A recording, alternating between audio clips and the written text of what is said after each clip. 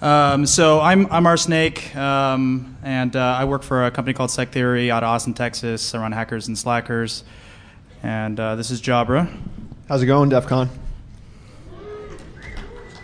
Ridiculous numbers here. Ridiculous numbers. So I'm Jabra. I work for a company called Rapid7. I do a lot of pen testing. I write some Perl. I work with the Backtrack guys. We do, the remote exploit thing. It's all good. So yeah, that's me. Cool. So we decided to do a talk on de-anonymization. We've done a lot of talks on hacking browsers and hacking websites, but we really wanted to kind of change it up a little bit and talk about hacking individuals. Quickly, why this all matters. We all kind of care about our privacy at some level. We don't want everyone to know about our secret things and our passwords and that kind of thing. But people, I think, oftentimes think that they're very secure, especially in this industry. I've done my due diligence. I'm using a proxy, and therefore I'm secure. So we decided to go after kind of our own to kind of demonstrate that there are quite a few holes in kind of our mantra around our own privacy. So why is privacy good? It's good because a lot of people want to drop docs on you, right? You're a security guy. You don't really want your information all over the internet. Say for political dissidents, the common thing is the Chinese guy against the country. His country might want to kill him for some reason or put him in jail or whatever. Safer for people who might be subject to violent crimes. They don't want their jealous ex-boyfriend to come kill them or whatever. Safer for people who have fetishes. For good or for bad. Safer for whistleblowers as well. So I think there's a lot of different reasons why privacy is good, and we all kind of encourage ourselves to try to be private if we're doing anything sensitive. And ultimately increases freedoms. But there's a bunch of reasons it's also bad. It's a safe and for evildoers, and I'm not going to try to define what that is, but it's up for interpretation. But it allows them to attack, and kind of retreat and exfiltrate the data all relatively quickly and without ramifications. And therefore it hurts law enforcement, whether you're pro or against. It's kind of irrelevant. And it prevents the social compact that we all have with one another. If you come up and say something bad to me and to my face, I can do something about it. But if you say it over the internet, it's a little bit harder. So it's harder to enforce that over the internet with privacy. But either way, privacy is broken. And we're here to kind of demonstrate quite a few of those different things because it's too complex. Ultimately, if you can find someone's IP address, I think that's kind of the gold standard. If you know their real IP address, then you can go do something about it. That's sort of the big thing that we want to find about each other. Not that that's particularly difficult. So, but what about if we can do stuff that's even better? So we found a few ways to do that. So let's start with a basic anonymization guide, and then we'll break that. All right. So the first thing that you do when you're looking at being anonymous is you look at, okay, what can I do to mask, what I want to do on the internet? So can I use things like a proxy and then just traffic?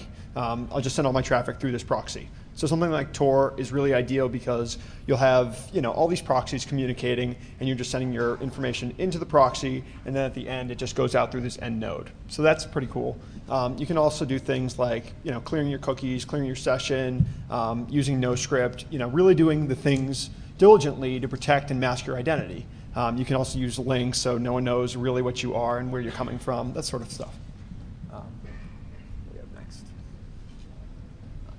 So yeah, the next component is using things like free email systems, right? So you can set up like a Gmail server if you want to log into some new application. You have things like Lala or whatever. You can just create a free email account and then just log in with that bogus email. They won't be able to track you back to one particular email which you use for all your data, like your corporate email. You just use this other account. So it's a pretty good way to do it, and you're basically you're dividing up all your user accounts so that no one can actually track you back to your corporate account. Fair enough. Okay, so now the client-side certificate stuff, right? So what I did was I looked at taking a client who's connecting back to a server, and they're using like some sort of public key. So this information is stored within your browser, and what happens if you're going and using this with Firefox is you browse to a website and you have your public key within your browser. So the browser says, okay, you want to send your public key. and there's just an OK button. And you click OK, and you think about it, and you're like, wait a minute, what sort of bad thing could have actually occurred? I'm transmitting my public key to a server, and it has nothing to do with the server that I was actually supposed to be sending this information to. So it's like, well, that's kind of bad. So we go on to the next slide. And so what information is actually stored within the public key? Well, there's a whole lot of information about your name, your email, the system that it's running on. So hypothetically, you can tie this back to, okay, I know it's running, in this example, Fedora Core 4 on some EDU or whatever. It's just like an example, right? But if you look at gathering information about the actual target, all you need to do is really grab this public key. So you can use something like TCP dump, and you can put it, and you can just snip that traffic, grab the public key, and I have a screenshot we can show later. It's just like using Wireshark to actually grab this public key, and then you can see the information, just clear text right there with Wireshark. So it's kind of good to be able to actually gather this information, and then if we go to the next slide, what we'll see is, okay, so if you have this information about the client, so we have their email address or their name or some piece of information, a lot of companies will use a common email schema to actually determine how we're going to create this email address. So it's really helpful as an attacker to be able to say, okay, so in traditional phishing, what I would do would be to grab a list of employees and just create my email list. Well, this is sort of the reverse of that. All I need to do is just grab the email address and then just reverse it back to a full name of the individual. So now I know their name, hypothetically I know their handle, and now I can start trying to get into that server because based on the public key, I know when it expires. So all I need to do is just sort of do a brute force attack, and you're much more likely of actually grabbing a shell because you're doing it with all the basis of this knowledge. That's sort of how it follows. So I think a lot of people here have heard of Tor. Yeah? Yeah, a few of you? Have you heard of it? So it's a pretty common way to anonymize yourself. You just kind of bounce through a bunch of proxies. There was a couple guys, minimum a couple guys, who compromised some Tor exit nodes and were logging information as it went out of their network, including 100 embassy passwords. And the reason why 100 is an interesting number is because it's exactly 100. It wasn't 105, wasn't 96, it was exactly 100, which means that there's probably a lot of other information that they didn't give out. In fact, I know there's a lot more. But there were such amazingly good passwords as temp and 123456 and Egypt with a I instead of a Y. Very, very clever. So Breach actually has a project where they have a bunch of different honeypots set up. So bad guys will route their traffic through it, and they're kind of tracking all this stuff and saying, okay, well here's what bad guy traffic looks like, and sort of monitoring that kind of information. So ultimately, you got to find a proxy that you trust, which is very difficult because it's not your machine. Remember, it's somebody else's machine, and hopefully it's not linked back to you, so you can't really have any prior knowledge of it, which makes that very difficult. So Jabra worked on some way to create a hacked version of Tor that would actually do all the same stuff that the guys who did the Tor exit node hacking would be able, basically make that whole process a lot easier for everybody. But we just sort of ran out of time. So this is this little image tag here is a very quick way for you to de-anonymize, or at least detect that someone is coming through a Tor node. Because Onion routing has its own protocol, or its own TLD rather, if you have a server set up inside the Tor network, you can actually detect them coming through and pinging it, and it's your machine because you put it there. Or you can use this piece of JavaScript to say, yes, you are or aren't on Tor. So it's a very, if you're running JavaScript, it's a very easy way to detect that you're coming from JavaScript space. So yeah, like probably a year and a half or 2 years ago or something, I created this thing called Mr. T. It was based off of Ronald's project, Black Dragon, I think it was called. But basically, it's a way to enumerate a bunch of plugins, history, screen resolution, a bunch of kind of the basic components that give you information about your target and allow you to go after them. Not great for de-anonymization, but great for potential for exploitation. You might be able to say, oh, well, if you've got this specific plugin, I know that you're going to be vulnerable to this particular thing, because lots and lots of plugins have major issues with them. So I was looking at utilizing this browser exploitation framework. You guys know about this browser exploitation framework? Yes, no? Yes? All right, cool. So it's a really awesome piece of software, and what it does is it says, okay, anyone who goes to a malicious website that I've actually modified with something like cross-site scripting or my website, I can attach it to this framework, and I can do a lot of cool things once you're attached to this framework. So what I can do is just basically detect what types of things are in the browser. I can detect all the plugins. I can detect, what are you doing, all your cookies, all that sort of stuff. I can do keystroke logging, bunch of cool stuff. So for this talk, what I did was I said, okay, it's really important to actually be able to improve the quality of this browser exploitation framework, because what we really want to do is really just want to get a shell. But we're going to build upon all of this detection information to do that. So for this talk, what I did was I said, okay, what do we have for detecting various types of operating systems? Okay, that's pretty good. Okay, what other things can we look at? So I said, okay, there's VMware, which there was a module in there that used ActiveX. So I said, okay, this is not as good as the ideal, where I could use something that's going to work everywhere. We'll write it in Java. It'll work pretty much anywhere. And then you can use it in Linux. You can use it in Windows. Whatever. It doesn't matter. So that's what I did for this talk. And I've incorporated that in the new version of Beef, which should be out in a couple of weeks. Incidentally, a lot of this stuff we have demos for, but we need to race through the slides to make sure we get to the end. Then we'll show the demos. Yeah, all the demos are going to be online. There's URLs at the end of the talk, so everyone will be able to go and see the demos. Awesome. Next slide.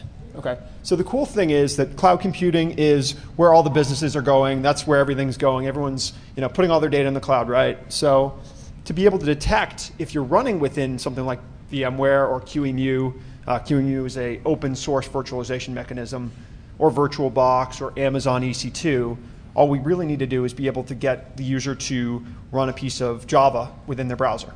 So just a simple Java applet that would detect the MAC address and then do a simple regular expression check to say, okay, are you within this range? And you look at the first 3 octets, and you say, okay, compare that, and then just determine what we're looking at. So that's already incorporated. It's pretty good. And we can actually, for Amazon EC2, it's even better. We can say, okay, I know you're in this particular region, so like US East or Europe West. That's pretty nice. What else? So this pretty much works everywhere again. So IE, Firefox, Linux, Windows. I had a couple of issues with Mac, but talk to the Apple guys and they say, yeah, that stuff will work. So awesome.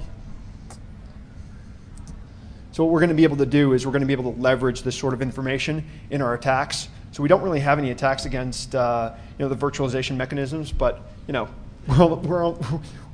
that stuff will come in time. So the next component that I looked at was actually taking this to the next level and actually getting shells based on this sort of information. So if we can detect that the user has Java within their browser, just like java.enabled and such, all we need to do is just create a self-signed Java applet, self-signed by something like the Microsoft Corporation, and then just run the applet and we get a shell. That's pretty cool.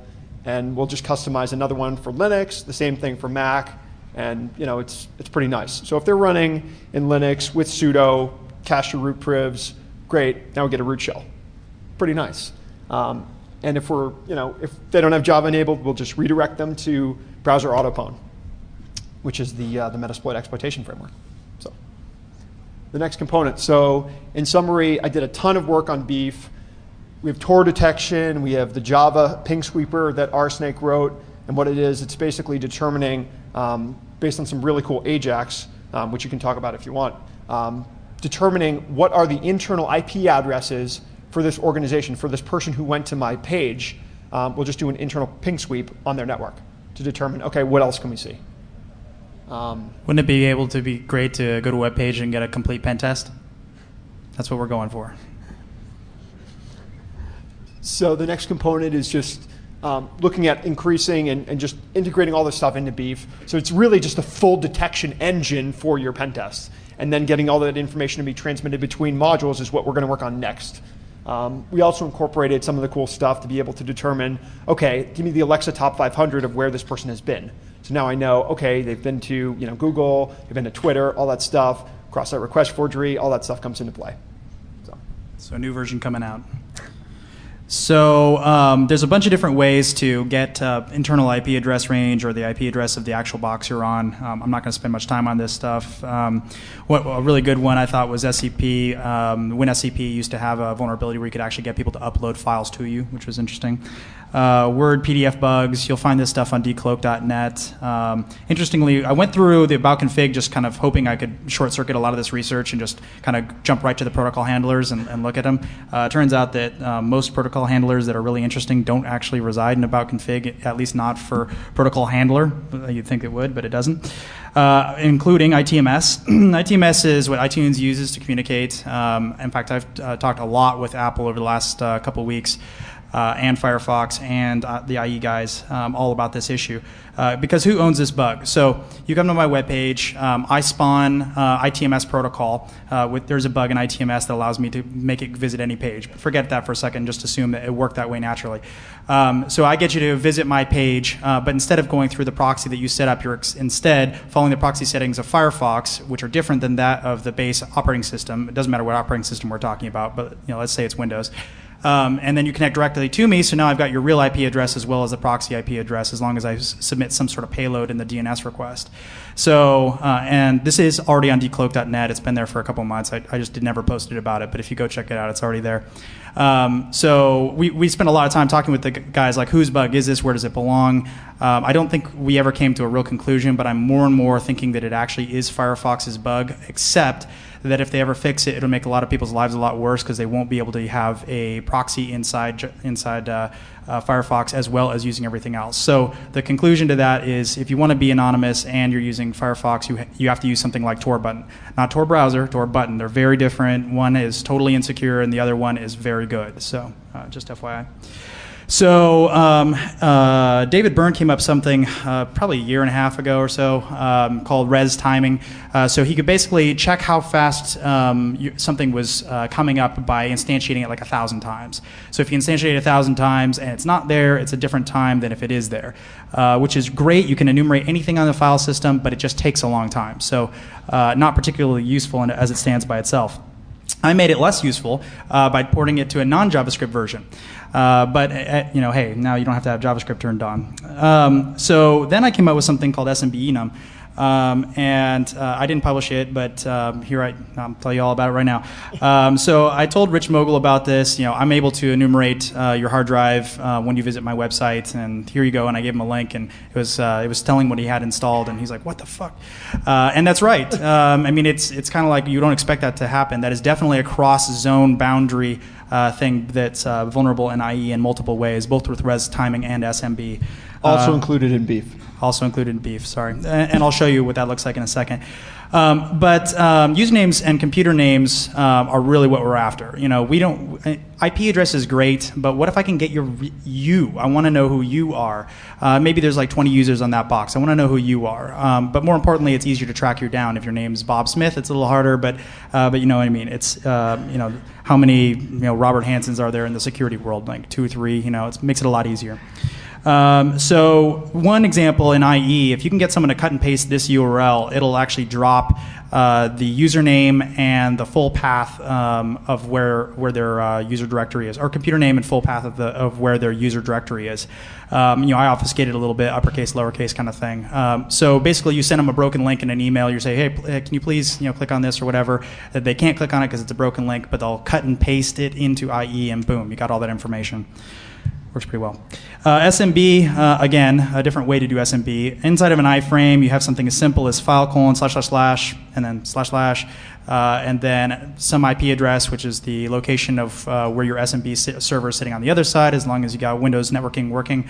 I was told that about 50% of networks don't have the ability to have outbound SMB through, outside the corporate firewall or whatever, but 50% is still pretty good, which means I can actually get all of your information. And when I do mean all, I mean all.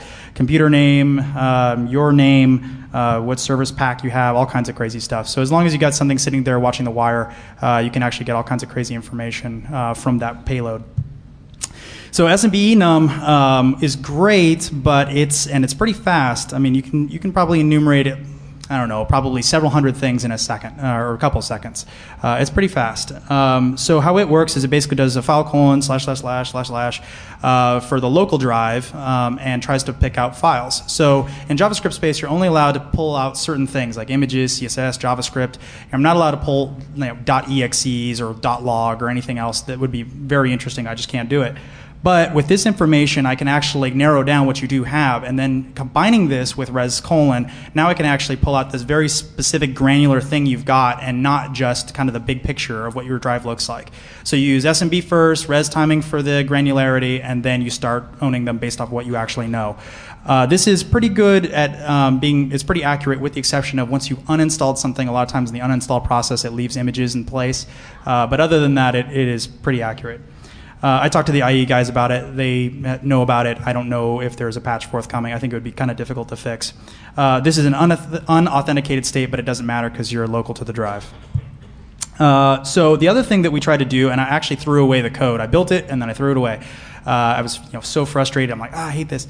But I was able to do username detection and actually enumerate usernames. The problem is the key space for usernames is absolutely ginormous. And if I have to go through and pull images for every single one of these different things. So let's take one of these for example. If I had Flash and Flash had an image that was based inside my user directory, I could look for, okay, and I know you have Flash, but now I got to look for your user directory so you can actually use them in combination to figure out where usernames are on the drive.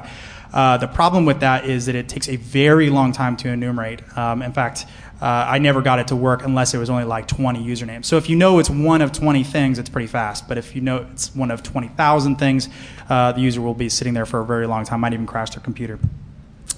So all that stuff's great. It's fantastic, except for it all relies that I have a trap. So I have to convince you to do something, or I have to sort of know that you want to come and attack me, and I have to kind of lay this trap out, which is, that's fantastic and everything, but it's not all that practical in a lot of cases. Or I have to, do some of the Jabra stuff and actually automatically own every single one of my users, and then, go back and say, okay, who were all those users that I compromised? It's sort of like it's too much of a wide, range. It's like a thermonuclear weapon when I just want to take out one person.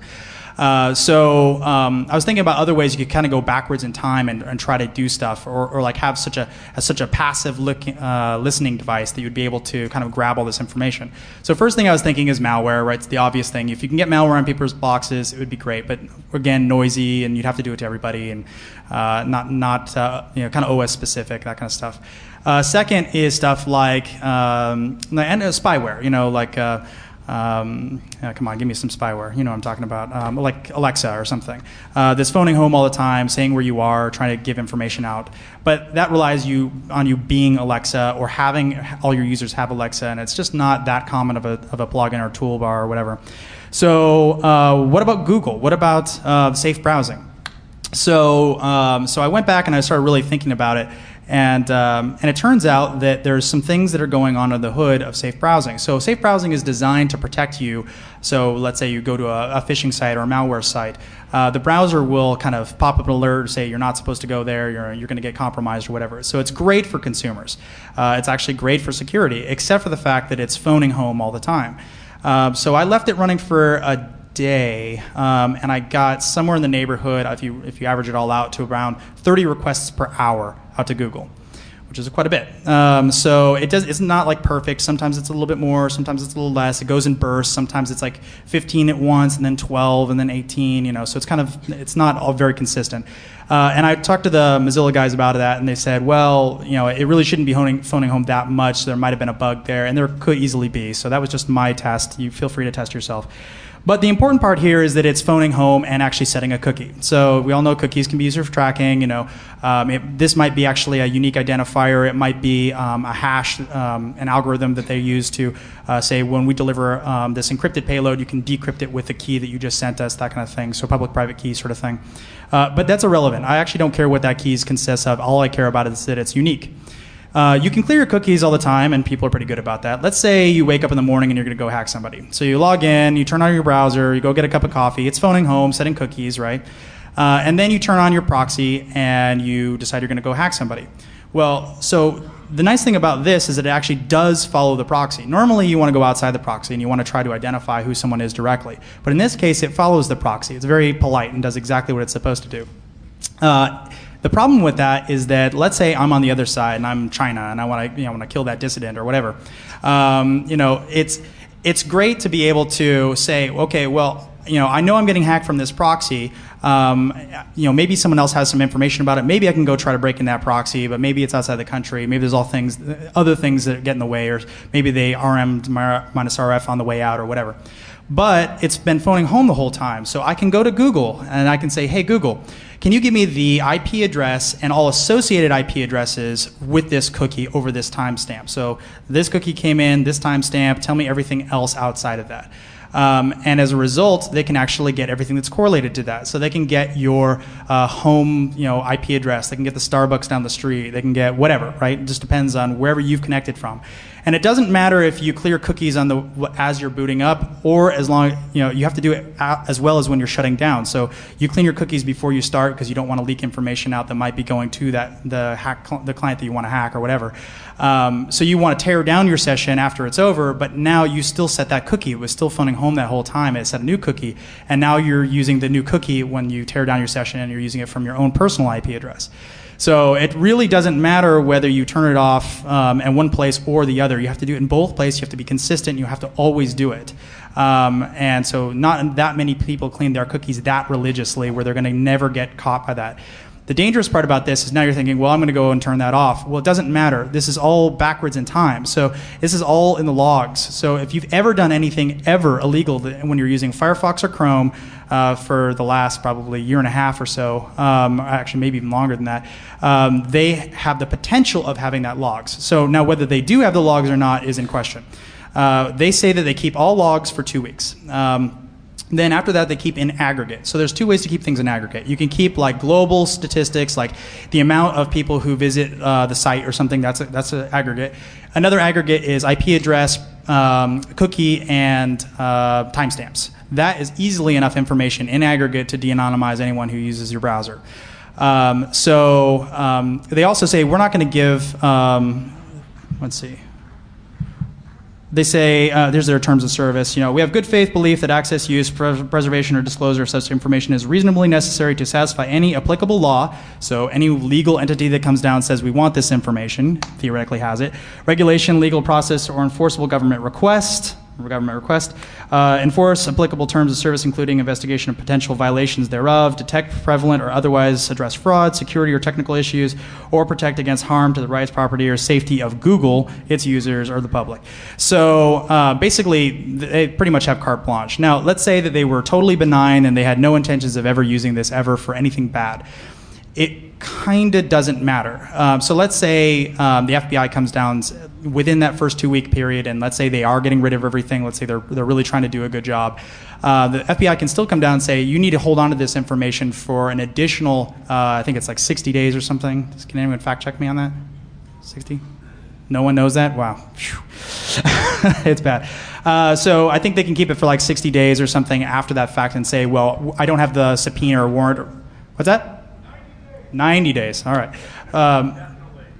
And then they can force you to hold it indefinitely after that if they do have the subpoena or whatever. And they also say we don't correlate this to your username. Well, again, they don't do that, but that is irrelevant. The government can still force them to do that correlation on their behalf. So it almost just doesn't matter what their intentions are in this. It still can be used. So I'm sorry, I was sort of in my head thinking you were all going to be very close and could read what's on the screen. But basically, this is just the transmission of the cookie back and forth, and the SHA-VAR and some of the payloads going back and forth. But this information will be posted online if you want to take a look at it, or just open up a proxy and just watch the information go by. It's pretty simple. Chrome, however, has an interesting thing. So the hypothesis that they're doing totally all benign and they're not meaning to track anybody and that stuff, it kind of goes out the window when you're talking about Chrome. Chrome has an additional two pieces that are going across the wire when it does updates. Updates don't happen 30 times an hour. They happen once every 5 hours, so significantly less amount of time. But they do send two additional pieces of information which I think are pretty interesting: machine ID and user ID. So why do you need to know my user ID to give me an update? Right? It doesn't make sense to me. I mean, I can figure out, maybe it's plausible it's important to know what my machine information is so you can track it and know, hey, maybe we should have more updates for Windows server, blah, blah, blah, this very specific variant. But user ID, so I think it's a little unusual to pass that information out to the web. That's certainly a huge privacy concern, and certainly can be tracked back to your user over time because that information doesn't change. So with that, I think we should just get to the demos. All right. Let me do a time check. 12:30.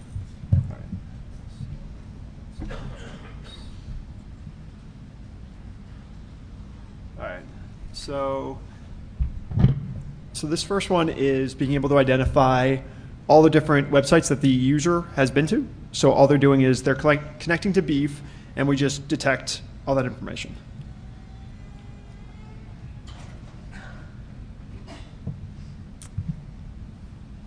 So this is the new version of Beef, and it's just the visited URL. So as you'll see here, we have the Alexa Top 500, and all we need to do is just click send, and then you get the information. Now the new version of Beef is really awesome because it has this new improved logging functionality. So the older versions didn't really have this, and now all the information is just right there. And all you get is the information. These are the pages they've been to. You don't get any junk where they've been to, they haven't been to this website. They just get the good stuff. So that was using the CSS history hack that you're all probably familiar with. Using the view, if a color of a link is changed based off of whether you've been there or not, you can detect that in JavaScript space. You don't have to use JavaScript, but Beef heavily uses JavaScript. All right. So this one is just detecting the plugins within the browser.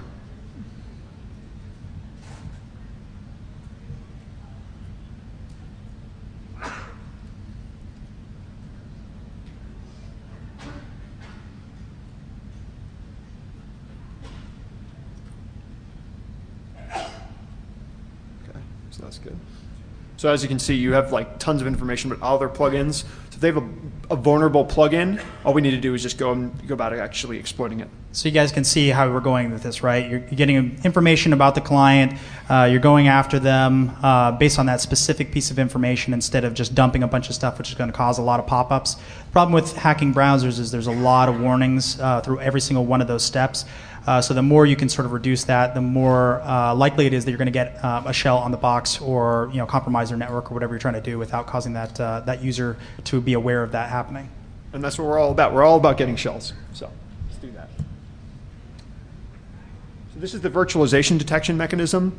The older version had the detection of VMware, but this actual version actually detects QEMU, VirtualBox, Amazon EC2. So this demonstration is just Amazon, or this is actually VMware.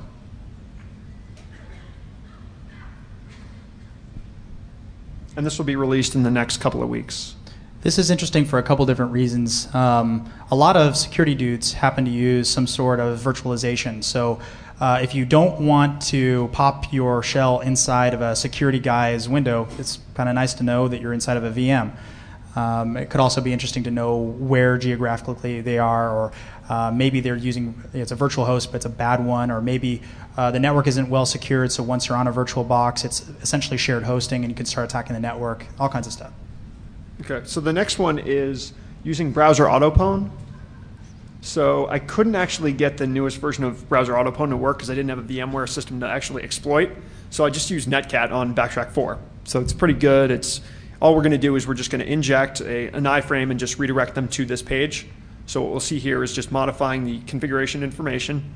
I've already included the RC file, as you guys will see up there. But this is just redirecting them to a Netcat session, just listening. So obviously, if you're going to do browser exploitation, all you would do would just be, have your Metasploit system listening, and then just send your exploits. So there we can see the client connected. They sent their information to Netcat. Game over.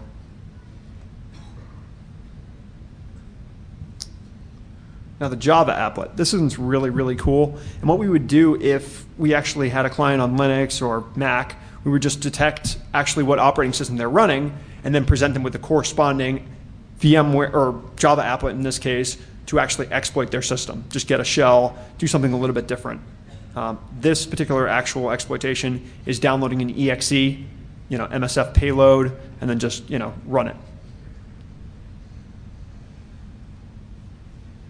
and this is self-signed by the Microsoft Corporation. Obviously for Apple, you would just do Apple, and Must be secure. yeah, must be. So I just called it update, Microsoft Corporation, switch over to Linux box, zoom in, and there's our shell. Do you all catch that? Like, you can compromise people by going to a web page. Single click, one click, Pretty easy. I get a shell. Done. Come on. There's no patch for this. There's no patch for this. This works as by design. That violated Amazon's one-click patent. Okay, now the SMB enum stuff. Thank you. All Thank you. right. I can actually see you guys now. I'm supposed to picture you naked. That's a All right, ugly SMB sight. enum. I think I'm good on picturing them naked. Yeah, I know. Yeah. I know. I was gonna say. I'm good. No.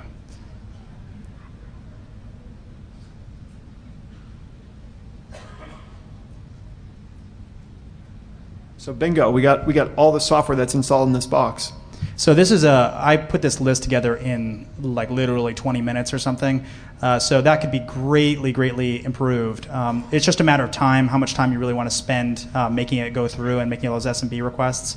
It's local, so it's pretty damn fast. You could probably do it up to maybe 1,000 or 2,000 within just a few seconds. But beyond that, you probably want to find some other way to enumerate. Patches accepted. Yeah. Come on, exactly. guys. All right. So this demo is actually disabling safe browsing. So, you know, you can send this to your mom or your dad, just disable safe browsing. Okay, let's give them a quick how-to. And full screen's on, there we go. So this is one way to do it. You can also do it through tools, security, and then click the two buttons. But if About Config is your sweet spot, you can also do it there. Simple enough. Of course, you know, the Mozilla guys were in the audience when we did this at Black Hat, and they said, well, we really don't recommend that people turn safe browsing and safe browsing off. All right, I'm sure you all appreciate bright light after a hangover. All right, but anyway, we talked to them, and they're like, yeah, we really appreciate people to keep it on. You know, it's better for their security and all that stuff, and that's true. But it's just a matter of understanding the trade-offs. If you happen to be a security guy and don't happen to be vulnerable to a lot of that stuff, or happen to know that your target isn't going to try to exploit you back, then it probably is a good idea that you turn it off. So yeah, that's pretty much all the demos. I had one more component. The client-side stuff, this is just an example of sniffing a client-side certificate. So as you can see, you'd get like common name and all this information about your organization or whatever.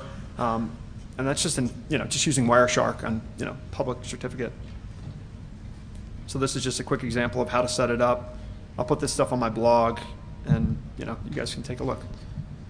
Pretty easy. All I did was I just used OpenSSL and created my own certificate, and then I just had it listen and correspondingly accept client-side certs. Pretty easy to So do. more and more banks are starting to use client-side certs. Not so much in the United States, but definitely a lot more internationally. A few banks here have started doing it as well, trading platforms, that kind of stuff. It's kind of more common, like for smaller companies who want to protect themselves without kind of a lot of the hassles of like tokens, like actual hardware tokens, that kind of stuff. So we actually are going to be in room 106 for Q&A if you guys have any questions. But I appreciate you all coming out. Hold on, let's just show them where they can get like the slides and such. Okay, so he's going to put the slides up if you want to write it down. Otherwise, just meet us in room 106. They're right here. All the slides are going to be here. And thank you very much, guys. Thank you.